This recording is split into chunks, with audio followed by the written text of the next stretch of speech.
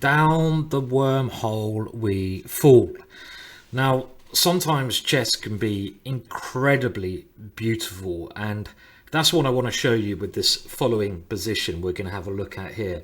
It's a little puzzle for you guys at home, and I do recommend you have a go at solving it yourself, but it is incredibly difficult, this one. But the reason I'm showing it to you is that beauty side of chess. Chess can be a number of things, I feel. It can be art, it can be sport, competition, science, often in the eyes of the holder, but also on the board. What happens on the board can sometimes dictate if it's a piece of art or not. Now, this next problem I saw actually from a feed of an international master, Ali Mortazali, who's retired from chess but is still in love with that beautiful side of the game. And it comes from a study. I don't know who created the study, and it's this position: white to play and win. Now, throughout this short video, I suggest you pause the video to try to solve it yourself on two different occasions. One occasion is here, and another occasion is going to be in a couple of moves where I ask you to pause, because it's in a couple of moves where we really see the beauty of this fantastic position. So have a go at this now. It's white to play and win, and one thing you'll find with chess is, which I found, at some points when I started it, I got very frustrated with it. I wouldn't say bored, but frustrated. But the more I continued studying, the more deeply I fell in love with the game. And I think that's something you'll find as well. It's a lover that gives a lot back. It's a very unselfish lover, chess, and the more you love it, the more you receive. And that's something you'll find in chess. You'll find that beauty side, and you'll find things like this really hit you somewhere deep inside. So it's white to play, and again, this is your last chance to pause this position now. Now, the other final amazing thing about this is that if you put this on a lot of computers, it says the position is not winning for white. So what moves are you thinking of here? Well, I'm just going to go through some moves that are not the correct answer first. So white is clearly going up the board, and I'd be looking for some checks here first of all. But if we take on h7 with check, black does not capture this pawn, because then the queen can move its way into g7 with mate. But the black king simply sidestep to this square here, and there's no way that we can win this position.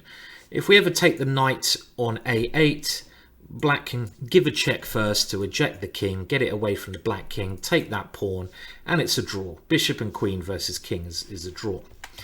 So the first move, it has to be something quite stunning, and the winning move, and this is where we have to go down that wormhole, is bishop to c7.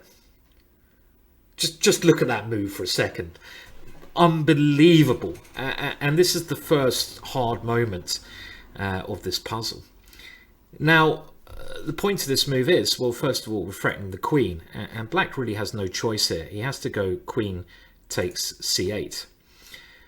If knight takes c7, we can now take on f7, and the queen is pinned to the king, so the black queen can't capture that pawn, and we're easily winning.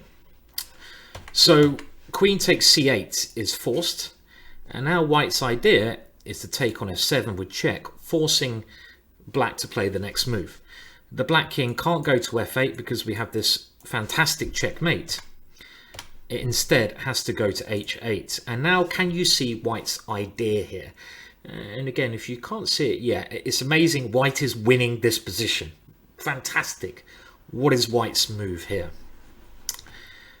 Well, white should now play bishop to e5. And the mind-blowing idea here is that white wants to move the king somewhere on the next move, giving checkmate. If you can imagine, black pushes the pawn, king e7 is a discovered checkmate, because the black king is trapped in the corner there. If the h-pawn moves, king g6, checkmate, for example. So black only has one move to defend here, and when you're trying to improve at chess, you've got to also always consider your opponent's best defensive moves. So like I say, I think this could be a good exercise for you to play along with this tactic. And again here, trying to find the only defensive move, pause now. Well, the only defensive move, the best defensive move, is Queen c5, preparing to try and eliminate that bishop. Other moves don't work. Queen to f8, for example, allows checkmate in 2 moves. I'll let you work that out at home. But Queen c5 prepares to meet a king move with Queen takes e5. And it also controls this important square, the f8 square, stopping white from queening. So if King e6 check, Queen takes bishop, and King g7, and the black king defends okay. So it kind of looks like black must be winning here, you would imagine, after this Queen c5 move. But it is actually white who is now winning. And now this is the most amazing, I think, now position. This is one of the most amazing positions that I've ever seen in my 30 odd years of doing chess full time. And white can win this position. And this is really the position I could have jumped to and shown you in the first place, but I wanted to show you the build up. And I do suggest you try to solve this position. I'll give you a clue. The idea is to try to keep the bishop on this diagonal so that you can try to give a checkmate with your king and overload the queen, because the queen has to look after the bishop and look after the f8 square. But it's not quite as simple as that, because black has other moves. So do have a go at pausing now, and I'm going to show you this amazing solution in a second. Well, if I was white here, again, you can do this by the process of elimination. You can eliminate a lot of the bad moves. I can't move my king, it loses. I can't move my pawn, it loses. I can only move my bishop to this square and this square. Now, one of those squares is winning, one of those squares is losing. Can you pick the right square? Now, you should be able to work this out. It's very hard, but some of you will be able to. Now, first of all, let's look at the wrong move. If you picked bishop to a1, trying to get the bishop as far away as possible, this is the losing move. Now, why? Well, we've got to think about our opponent's only moves here. What can black play? Well, he can't move the king. He can't move the pawn. If he does, king g6 will lead to checkmate. He can't move the pawn here because king e6 will be checkmate eventually with the bishop. So that leaves the queen, and it also leaves the knight. If the queen comes to attack the bishop, well, again, we go king e6, check, and the queen can't look after both of these squares. If it takes the bishop, we queen, we win the game. So we're using the process of elimination to work out that after bishop to a1, black can't move any of these pieces highlighted in red. He will lose. So we can only move the knight, and knight c7 is the correct move to stop the white king from moving. But now we have a simply astonishing position. Like I say, one of the most astonishing positions I've ever seen in chess, hence why I want to share it with you.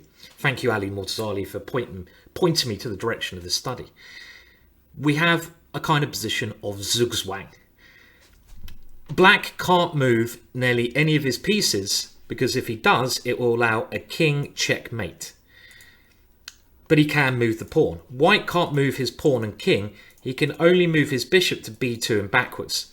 And after bishop b2, black can only move this pawn. Try moving something else. Try moving one of these pieces in red, and there is a way that white will be able to force checkmate. And again, do pause this as you go along. But after a4, white has to go bishop a1. And now we have a3, and white has run out of moves. His bishop has to go to b2, pawn takes b2, and black is now winning. It's not stalemate because of the f-pawn.